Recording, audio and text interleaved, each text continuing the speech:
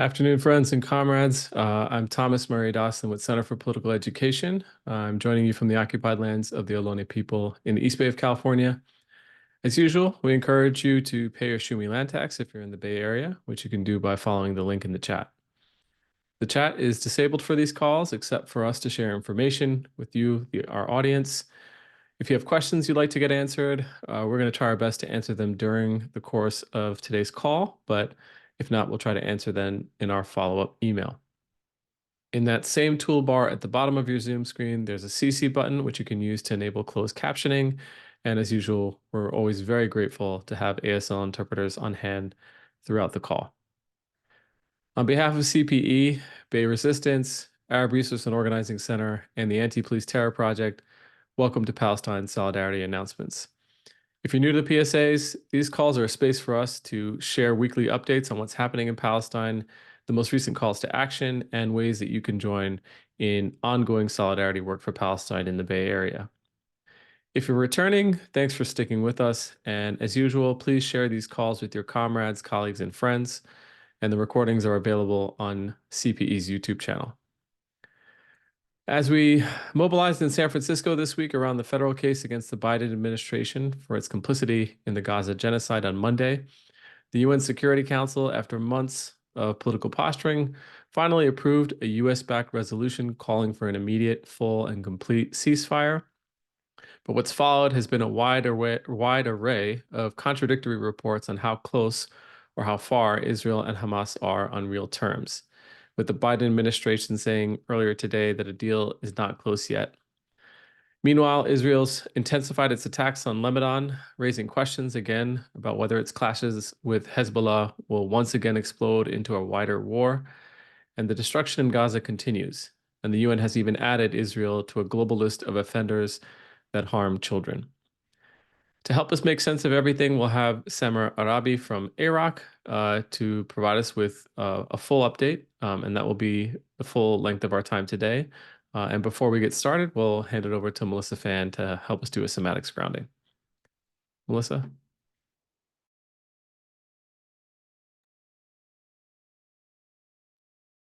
Hi, everyone. Thank you for being here today. Let's start with the practice of opening and softening today.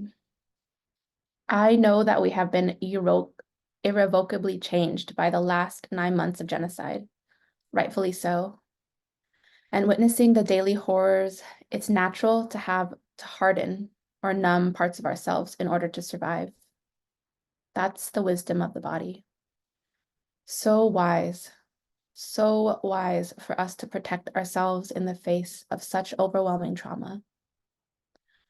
But we want to remain open to life, soft toward love, hearts turned toward liberation. Just as Palestinians on the ground, while experiencing genocide, continue to sing and dance, continue to care for one another, continue to get married and welcome new life, which is all to say, continue to love.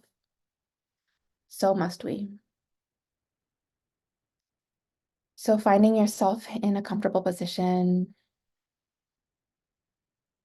Yeah, you can be standing, laying down, or sitting. And just beginning to tune in to your body. Only you know what you're experiencing in your body at any point. And so it's a gift to yourself to tune in and notice, to give yourself the care and attention and time that we all deserve.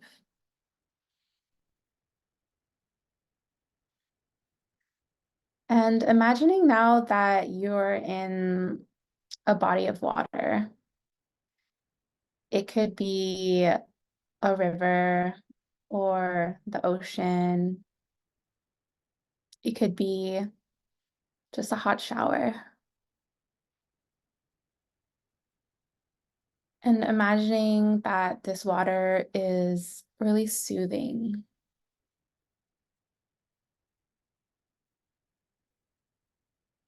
Feeling the water caress your skin and hold you.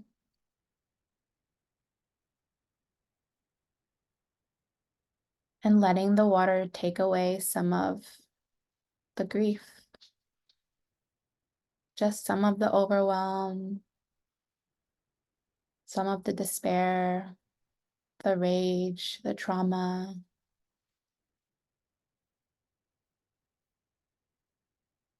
Really letting this water hold you.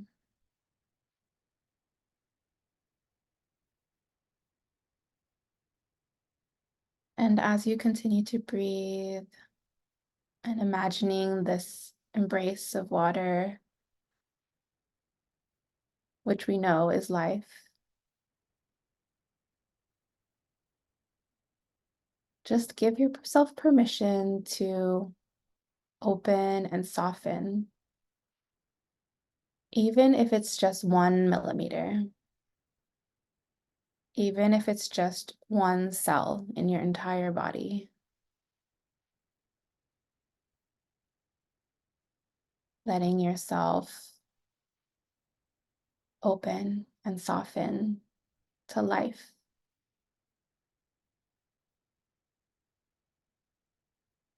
Really knowing that we're fighting for love. We are fighting for liberation with love, with the force of life running through us. Thank you for practicing with me today.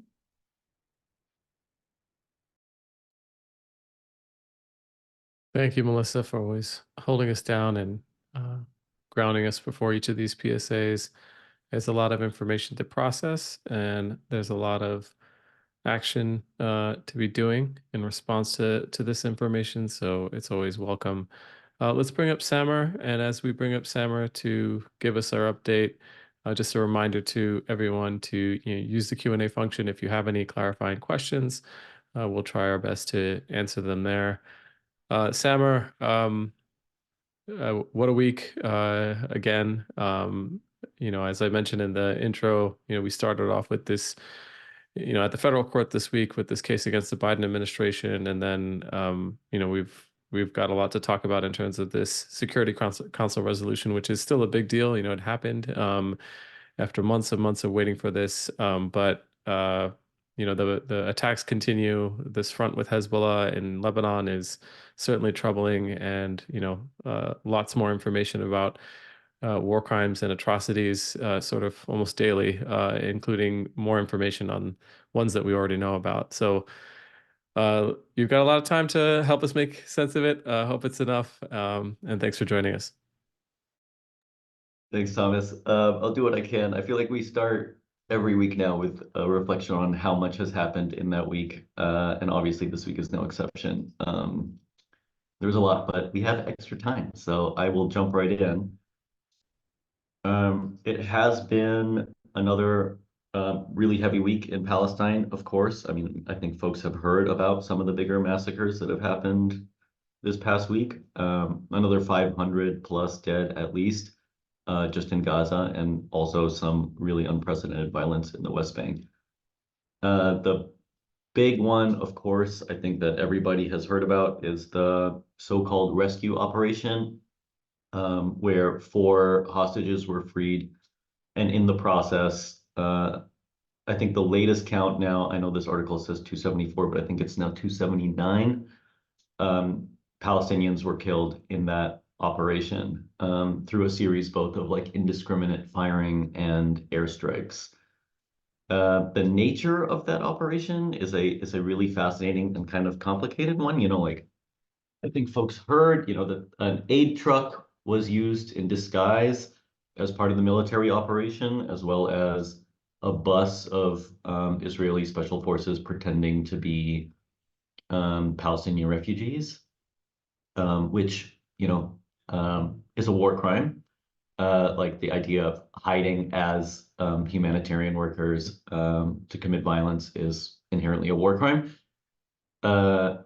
And there's questions around like why this was done in the middle of the day, which is generally not the way a rescue operation is conducted, and the role that the U.S. had in the broader operation. The CENTCOM, like the U.S. military in the Middle East, issued a statement saying that the pier was not, in fact, used for this operation.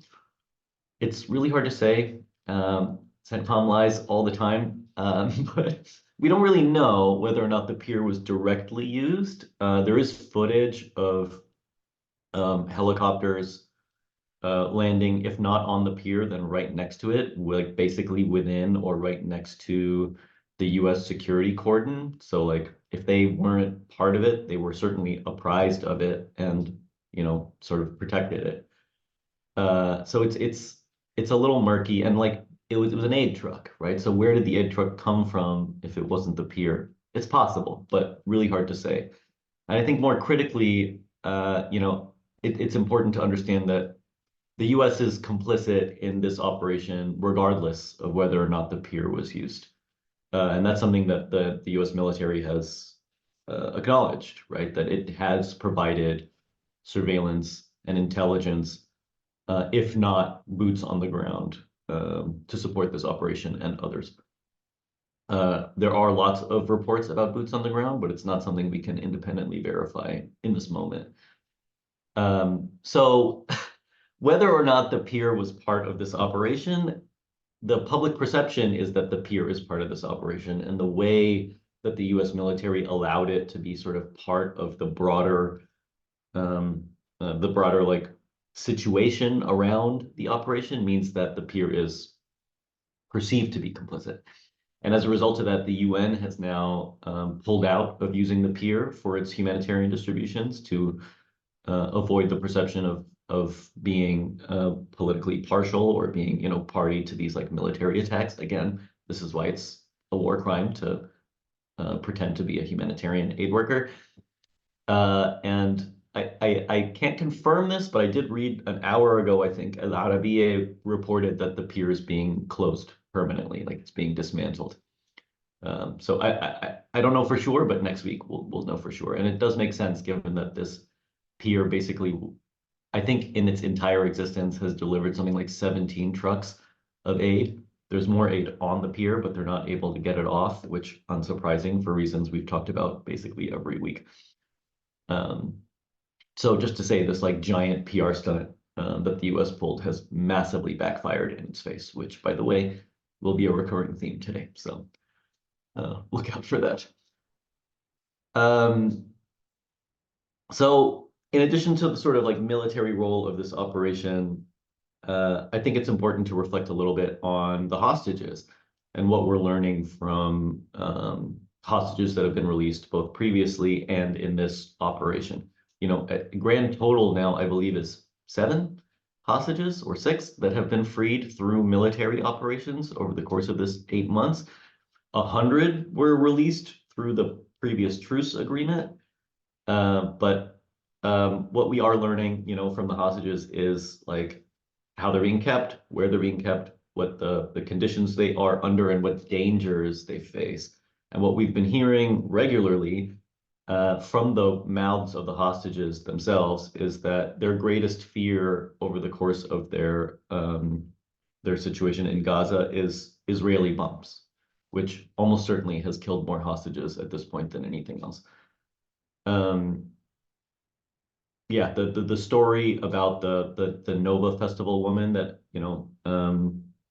was a big story for months, and this person was used. Their picture was used frequently, along with allegations of sexual assault of these prisoners. Has gotten out, has spoken to the press a couple of times. Hostages generally aren't allowed to speak to the press, and they're very tightly controlled for reasons that I'll leave you to consider. But those allegations have vanished now that this person is out, and now the allegations are that she was forced to do dishes, which, again, not to minimize what was, I'm sure, a really difficult experience for her, but the way that these hostages have been weaponized to like sort of project a series of imagined sexual crimes and things has been a sort of justification for the war. And as the hostages are getting out, it's really undermining that narrative.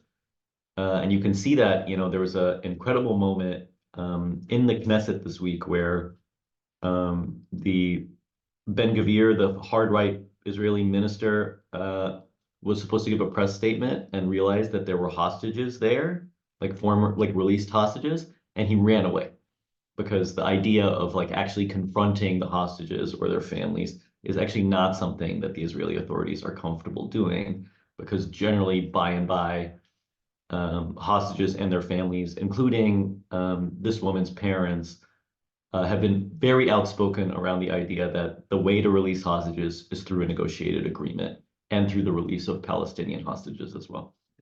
So just to say that this whole thing has been a kind of mess. It was, like the hostage operation isn't really, I mean, we can't look into the heads of Israeli officials, but by all accounts, this hostage operation isn't really designed to like maximize the number of released hostages. It's a PR stunt, and if anything, and this is something that Israeli military officials have acknowledged, it endangers the remaining hostages because, what we heard from the folks who were released this past week was they were spending time outdoors, they were moving around to different people's houses, and all of that is now gone, right? Like the ability for hostages to do that is now eradicated because Hamas doesn't want to risk more of them getting taken away. So they're all going back underground. They're all going back into a bunker, probably. So like a kind of horrific result for the remaining 100 hostages who, and the Israeli military has said we can't replicate an operation like this. So like all it's done is sort of provide a media narrative around the idea that like the IDF is capable of doing this, despite the fact that it had failed to do it for 8 months. But now even that PR victory itself, to the extent that it was one, is sort of turning in on itself. And if folks watched the narrative from the day of that military operation, how it has evolved, like the US media was really triumphalist in its, the first hour or so of like daring rescue, perfect strike of Israeli hostages released.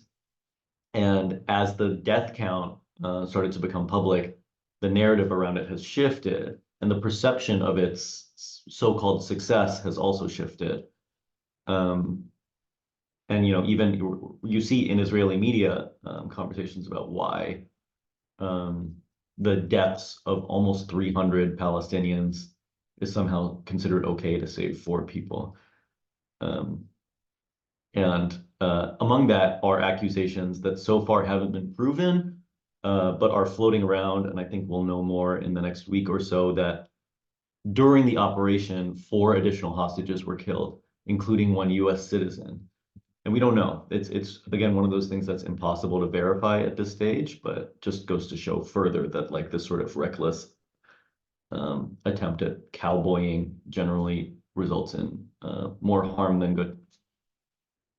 And sorry, just to close that out, like the other piece of the hostage conversation that really often gets completely elided is the state of Palestinian hostages, of which there are now almost 10,000. By last count, I think it was 9,300, and that was about a month ago. And this is people who are being held without charge, without access to legal representation, without any indication of what wrongs they committed. They're just stuck in prisons. And beyond that, in really horrific conditions. And so one really, I think, illuminating report that came out this week that I would really encourage folks to look at if you get a chance, is this report from the UN Human Rights Office, the UN Office of the High Commissioner for Human Rights, that is the first actual investigation into crimes committed on October 7th and after. So like every other attempt to sort of talk about, the allegations of sexual violence, the treatment of prisoners, the acts of war that have happened, have all been non-investigatory. So I don't know if folks remember like when Pamela Pratton from the UN office gave a press conference talking about some of this stuff and specifically said this office isn't investigatory. There needs to be an actual independent investigation into what happened, and the UN is the only body that's capable of doing that. This is the investigation. And it's a preliminary one, but there's a lot in here that's really fascinating, including, I would say, like to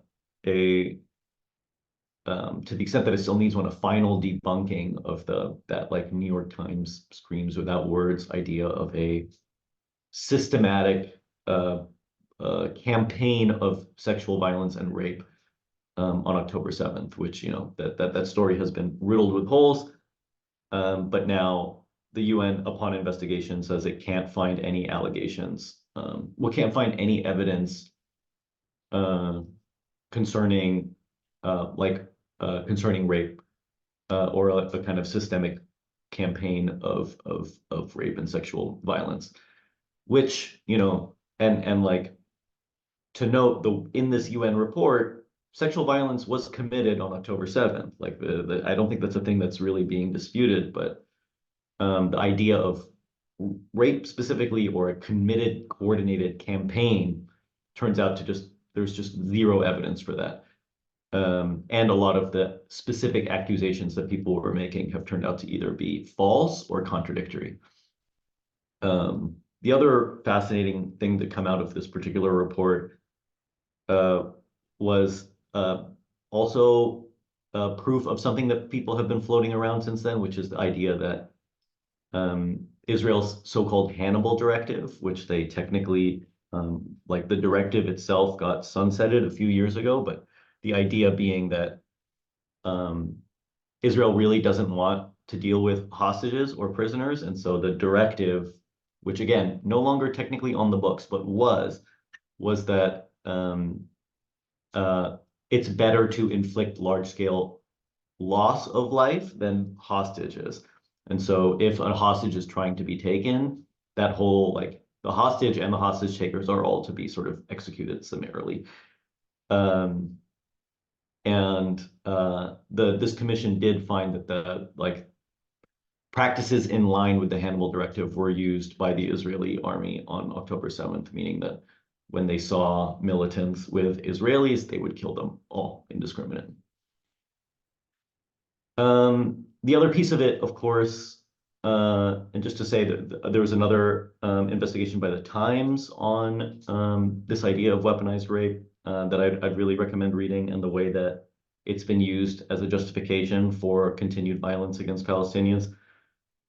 I'd definitely give that a read if you get a chance. But the last thing that it was in this UN report that I also wanted to highlight quickly is the treatment of Palestinian prisoners and Palestinian hostages, as well as just civilians that have happened to be in the scope of what the Israeli military is conducting in Gaza, and the horrific documented evidence of extreme sexual violence and sexual mutilation, as well as other forms of torture that have been committed against Palestinians in a way that just doesn't get anywhere near the same kind of attention and coverage.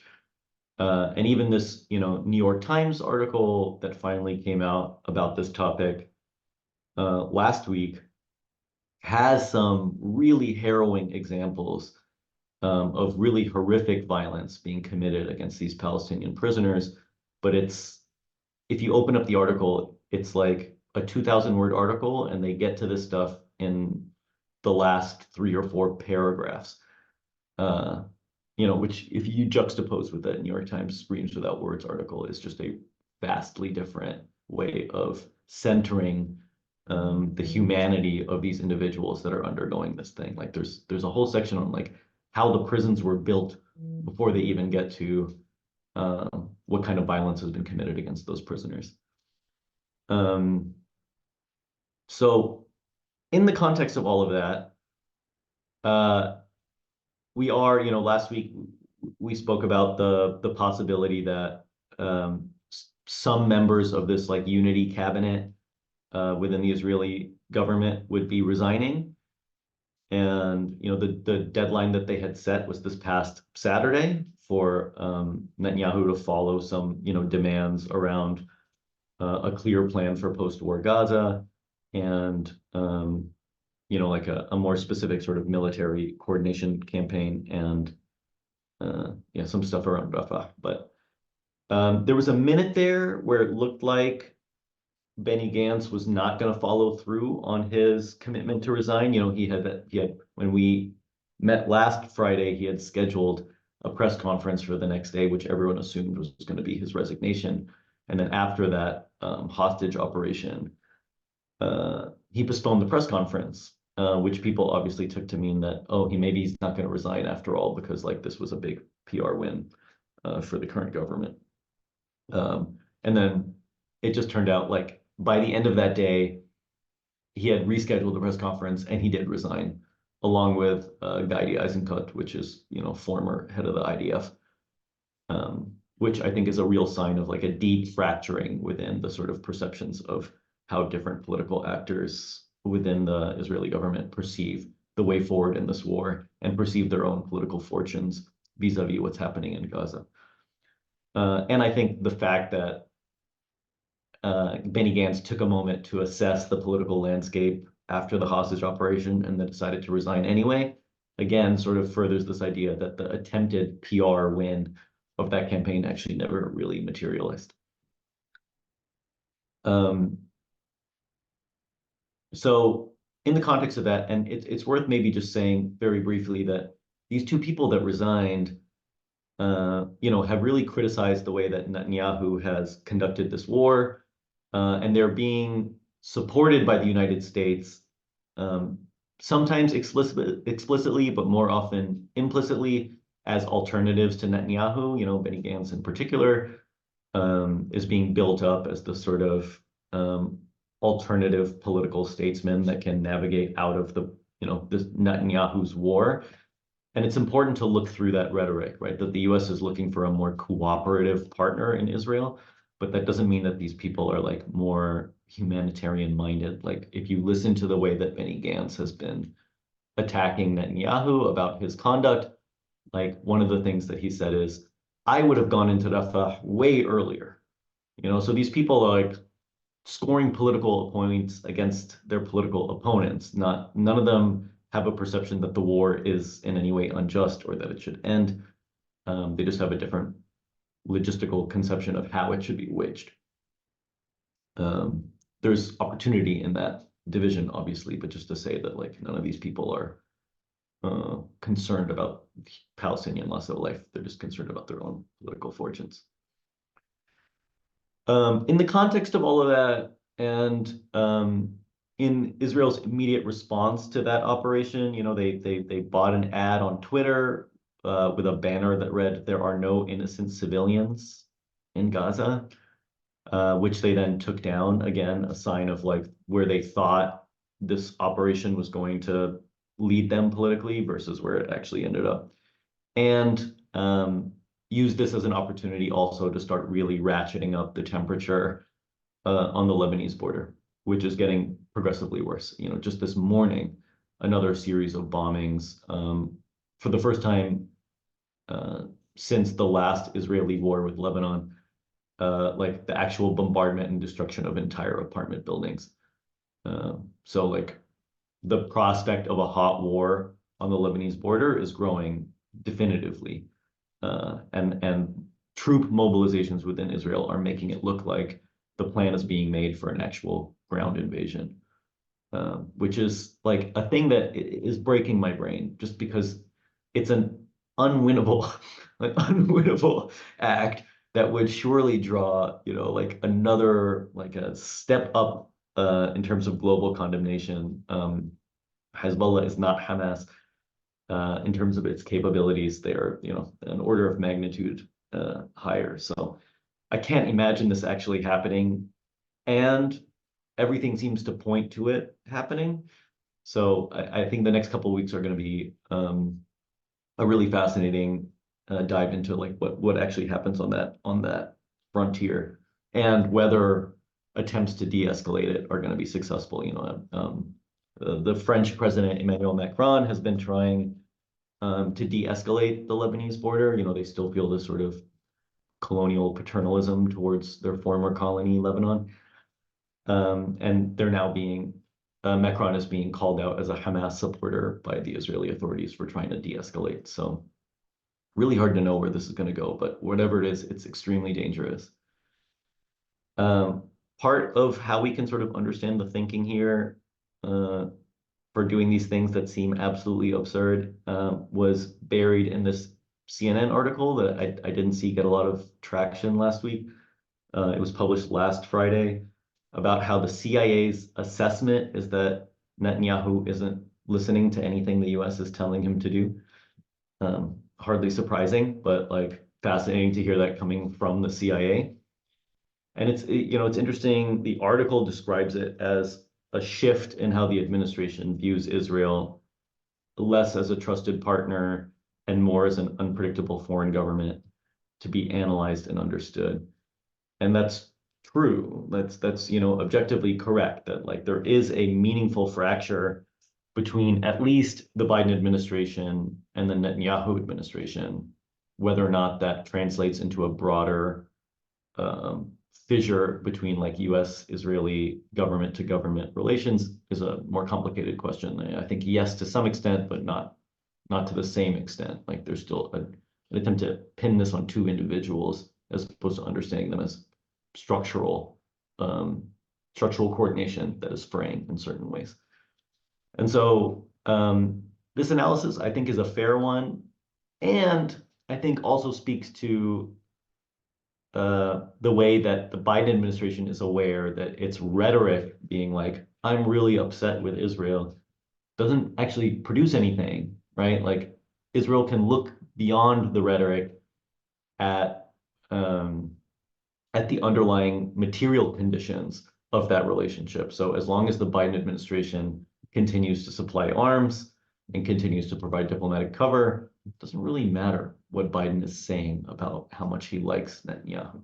And this isn't a new phenomenon. There's a well-documented story of Henry Kissinger speaking at the UN, denouncing Pinochet, Augusto Pinochet in Chile, decades ago, for being, a war criminal and committing all these atrocities, and then calling Pinochet right afterwards, saying like, "I'm sorry, I had to do that. We fully support you, but we have to like play like we're upset." So on some level, that's also what's happening. So it's hard to disambiguate what parts of it are meaningful fractures and what parts of it are sort of posturing for public consumption, and the way that those things relate to each other, because as the public mood turns, it does force the Biden administration to act differently. And they're still trying to make symbolic acts to appease the voter base, but as the election gets closer, I think that's going to get harder. Yeah, and just to note that this front page story on Haaretz today saying Israel's rolling campaign on two fronts could become an all-out war. No policy, no goals. Like there's no conception of what this is meaning to achieve. It's just chaos and violence. Oh, what a time. And so in the context of all of this is, of course, the ongoing ceasefire conversations. We talked last week about how complicated it has been to understand this last ceasefire proposal and where it's coming from and who supports it. And I think we got a lot more clarity this week, although there are still many questions. And there's a lot we learned from the UN Security Council resolution because, we still haven't seen that ceasefire proposal. All we've seen is Biden's bullet point description of the ceasefire proposal, so nobody really knows what's in it. And it turns out that this ceasefire resolution that was passed by the Security Council this week passed almost unanimously, I think 14-4, and then one abstention by Russia. Turns out that the Security Council members have also not seen the resolution. They haven't seen the ceasefire proposal, incredibly. And I think, I was interested to see why Russia abstained in this case, and you can see some of the quotes here. basically saying that the actual resolution isn't known to anyone other than the mediators.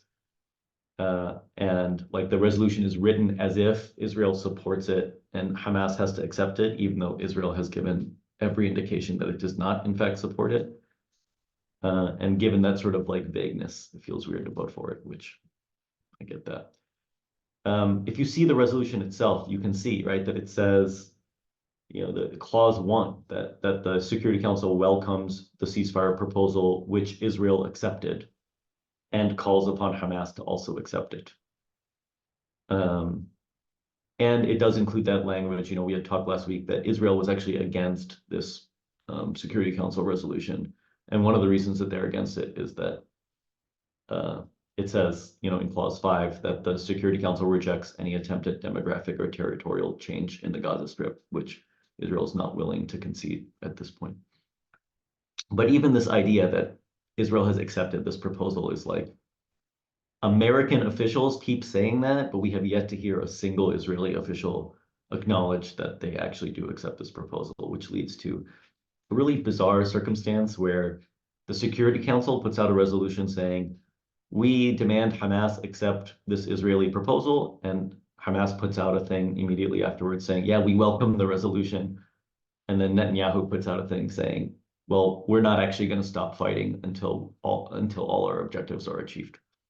So like, what, you know, what, whose resolution is this? You know, it's not super clear whether the US is trying to force this down Israel's throats or whether the Israelis have in fact agreed to the ceasefire proposal and just don't want to publicly talk about it because it's politically costly to their right-wing base.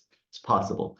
The most likely scenario, I think, is that Netanyahu wants stage 1 of the proposal, which is the release of some of the hostages and a brief cessation of hostilities that allows them to like regroup, but doesn't want the longer term actual ceasefire, the actual end of this military campaign. And so he's trying to sort of wiggle his way to getting what he wants, like, you know, it's a have his cake and eat it too sort of thing. Whereas, you know, the goals for Hamas that have been really clearly stated from the beginning was we're only going to agree to a ceasefire if there are guarantees put in place that it leads to an end to the violence, like an end of this military campaign. And there was a State Department, you know, resident smug person, Matthew Miller was taking questions on this yesterday.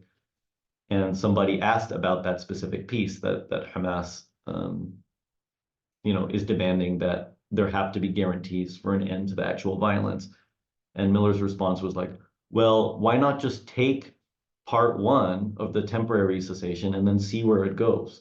You know, this as if like you could just do this one piece and that should be good enough. And I think that really reaffirms the idea that the US and Israeli goal here is the sort of like, again, the PR piece, the sort of, oh yeah, okay, like we can stop fighting for a little while, but there isn't a real incentive in stopping the full military campaign, particularly in this moment where Israel has achieved basically 0 objectives over the course of this 8-month-long campaign. So what we saw was finally Hamas responding to the ceasefire proposal. Again, we haven't seen this response and we have not seen the initial proposal, so it's hard to know exactly what's being debated here. But broadly, Hamas said, we agree, we're on board, we have some amendments.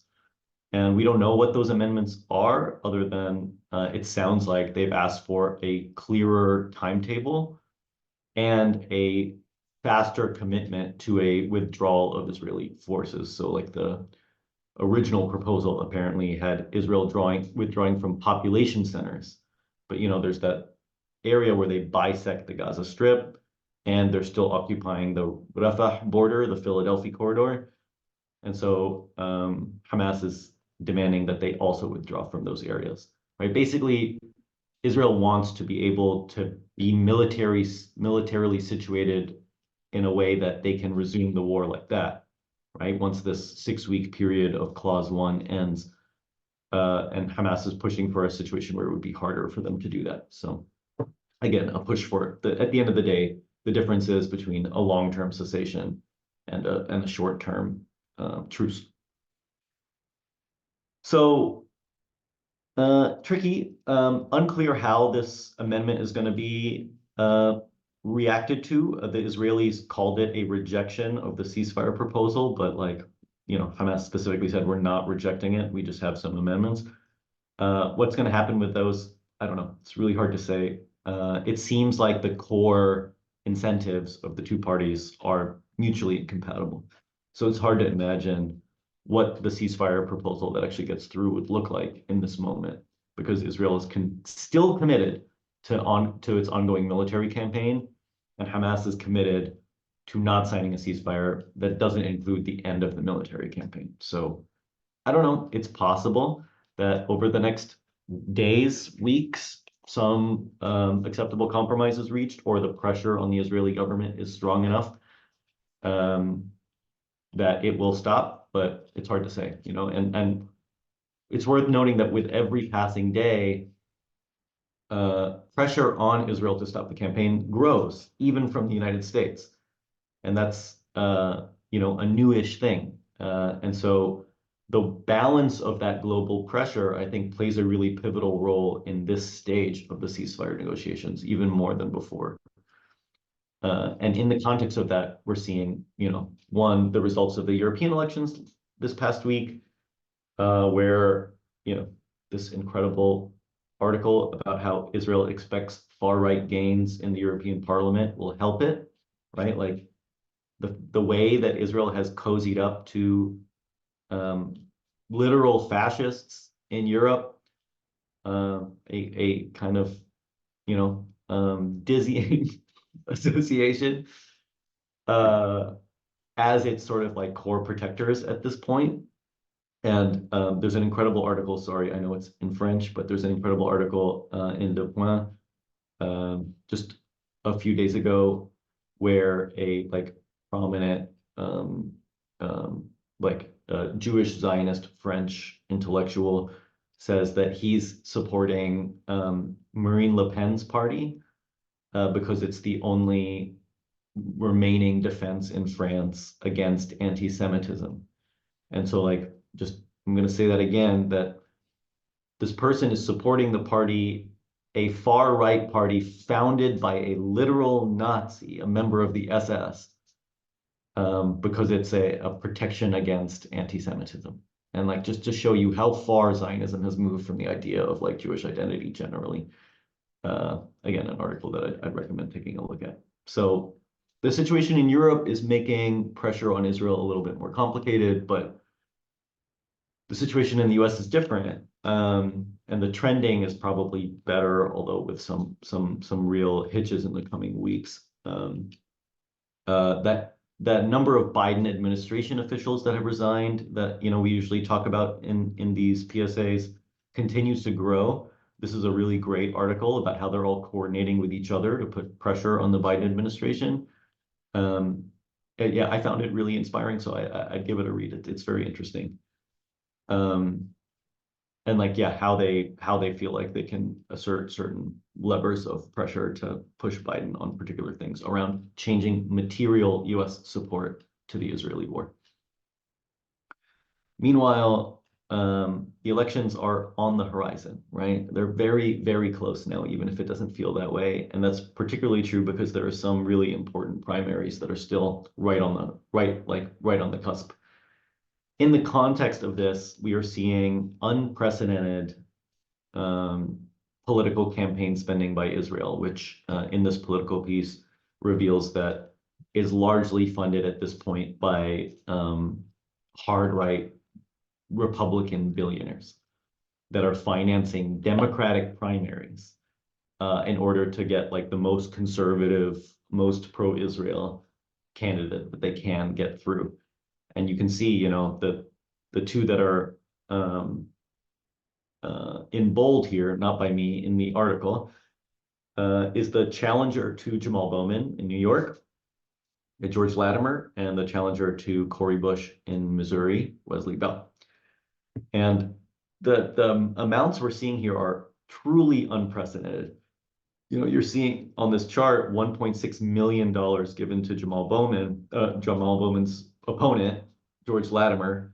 But that's the money given directly to him from AIPAC's like direct political donations. The current estimate for what they've spent on this campaign, and I think that's in this Political article, is $25 million. It's the most money that has ever been spent on a Democratic primary, I think on any primary actually, in US history. And we're seeing something similar in Missouri for Cori Bush.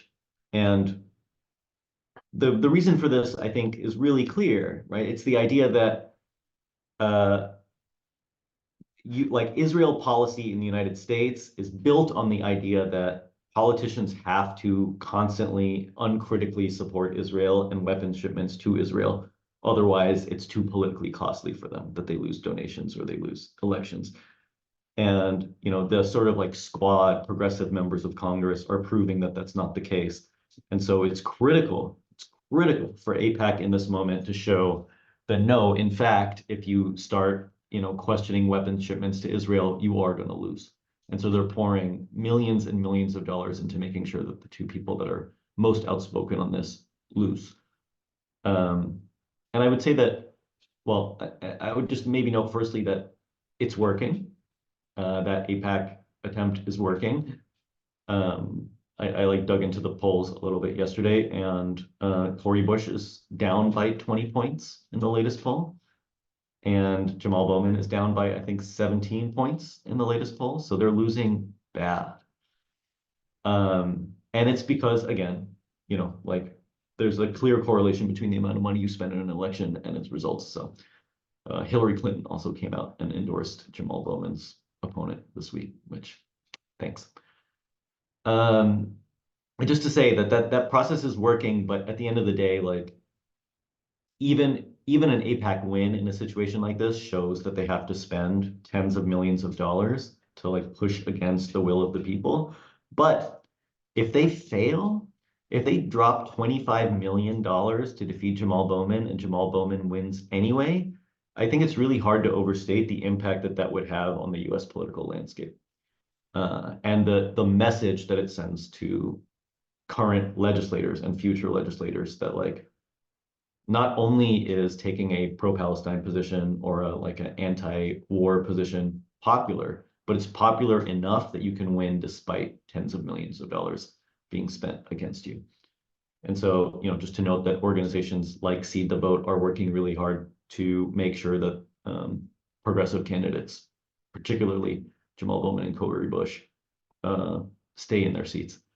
And just to note, Jamal Bowman's primary is June 25th. That is 11 days from now. It's really not long. And Cori Bush's is August 6th. So a lot of people I know, and myself in my personal capacity, like when I got time, I'm doing phone banking for Jamal Bowman. And yeah, I can't encourage you to do the same because I don't make political endorsements in any way, but that's just what I do. And those phone banks really make a difference. They really do make a difference, just to note. So in sum, I think watching that hostage rescue operation thing massacre was a really difficult moment for a lot of us, just seeing that level of violence and destruction and its initial celebration. But the way that it was reported and the way that like the sort of political fallout from it happened, I think really does show a changing global dynamic that we should take some solace in, as well as I think shows the continued US complicity in all of the violence being committed in Gaza. I think the interviews with the hostages that are released are really telling about what's happening in Gaza, but also learning about what's happening with Palestinian hostages held in Israel also tells you a lot about not only the sort of conditions on the ground, but the way that like the actors in this conflict are perceiving themselves and perceiving the context of things. Like I think that by Israelis have found it really hard to believe that the Israeli hostages in Gaza have not been subjected to like extreme sexual violence and torture. And I think personally, part of the reason that that's so hard for them to believe is that Palestinians held in Israeli jails are regularly subjected to sexual violence and torture. And as in any sort of like colonial project, there's an inbuilt assumption that we are like morally superior. And so the idea that the morally superior people are doing worse things is inconceivable. And I think it tells us a lot about the sort of underlying mindset that allows this war to continue unquestioned. Again, the High Commissioner for Human Rights report on violence committed on October 7th and afterwards, I think is really valuable. If you want to get into the nitty gritty, I recommend giving it a look. In terms of the ceasefire deal, who knows? We're in a really hard moment, and I think pressure will make it better. But I think the hope that the ceasefire was going to get signed is starting to dim. And yeah, just to note that like Israel's reliance on the U.S. political class is vulnerable in this moment, particularly right now. I'd say now until September is a moment where Democrats in particular are trying to shore up political support before they switch into full election mode. So this is a vulnerability, which also means that our movements are going to be attacked more than they normally are. But that's a leverage point to achieve something. So just noting some of the things that have happened this past week, but hopefully you'll know about them because you're on the AROC calendar. And if you want more updates on the PSAs, please text PSA to 833-633-0604 and check out the PAL Media Tracker if you want information on news and whatnot. And I think that'll do it. Thanks, Summer. Tremendous run through of all that information. And yeah, just a little bit on that.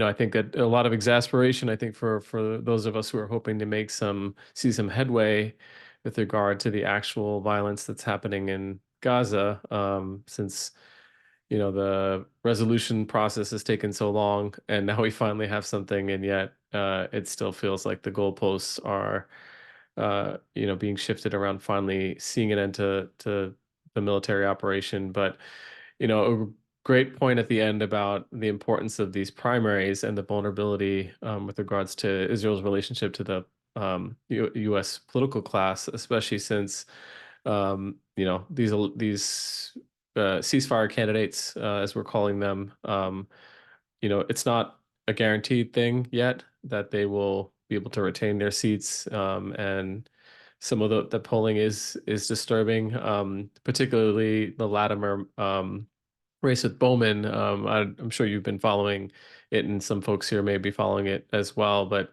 Latimer has not necessarily been doing great in his debates, and so a lot of this is about maybe the kind of exposure he's getting because of the amount of money that's being pumped in. I mean, Bowman has actually been very explicit in calling out Latimer's racism, and from having watched some of the debates, Latimer has made some, dog whistles, if not, as Bowman called them, bullhorn type, racist comments around Bowman and also around Muslim and Arab communities. And so I think at one point he said, that Bowman's constituency is in Dearborn and in San Francisco, not in New York. So a lot to be keeping track of. Thanks for keeping us up to date on all of it. And again, keep track of the Iraq calendar. There's also a webinar that's happening tomorrow by Palestinian Youth Movement, which I'm dropping the link for in the chat, which is around the announcement of their Maersk shipping company, their campaign against Maersk. And so if you want to find out more about that and what they'll be doing with that campaign, follow the link there. And as usual, as Samar said, keep up to date by following the event calendar on AROC's website.